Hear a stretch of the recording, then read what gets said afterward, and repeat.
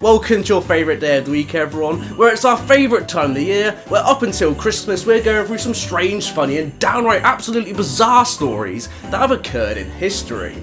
Last time we went through the greatest insult in history, and this time we're going through a war between two of the finest military superpowers ever to grace the Earth. So let's see what's behind our next door.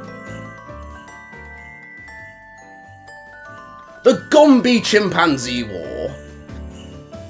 So in 1974, a battle for the ages took place. A war that lasted 4 years between two of the finest military forces the world had ever seen. That's right, the Gombe Chimpanzee War saw two groups of chimpanzees go at each other in a fight to claim the ultimate prize of territorial superiority.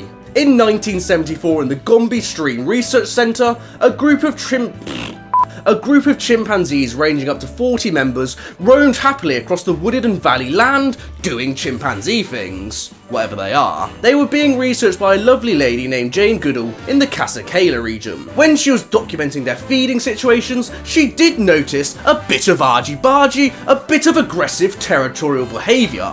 But could she predict the upcoming bloodbath that was about to happen? Could she During an 8-month period, the group's differences separated them into two communities, with the newly formed one being called the Kahamas, led by the brotherly duo of Hugh and Charlie. The rosters of both sides had now been revealed, and it was game on. Place your bets on the winner. Also, Young Sniff, one absolute name for a chimpanzee. On January the 7th, 1974, the Casa community drew first blood as 6 males ambushed the isolated Goldie as he was feeding on a tree.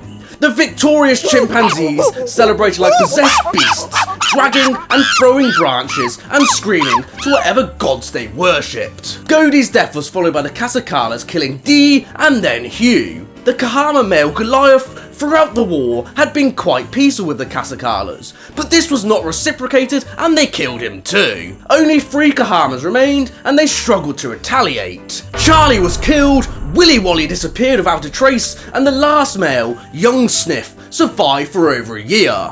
It seemed as if he would escape into another clan or be welcomed back by the Kasakalas, but the Kasakala boys done him in too. The Kasakalas also killed 1 Kahama female, kidnapped 3, while 2 others went missing. They had gained the territory of the Kahamas, but now they were up against a far more superior beast in the Kalandes. The superior Kalandes won violent skirmishes along the border, and the Kasakalas quickly gave up much of their new territory.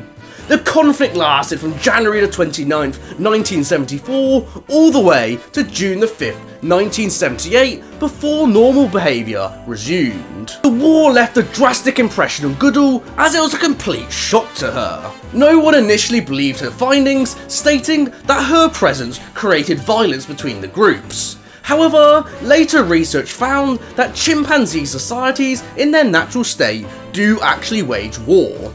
It was likely that the Gombe Chimpanzee War was caused by a power struggle between 3 high-ranking males and a scarcity of fertile females. So I've been Jamie's Day, and thank you all for watching the Gombe Chimpanzee War. I hope you've enjoyed, and join us next time for the biggest moon hoax ever to exist. Not the moon landing, there was one before that. I'll see you all next time, peace.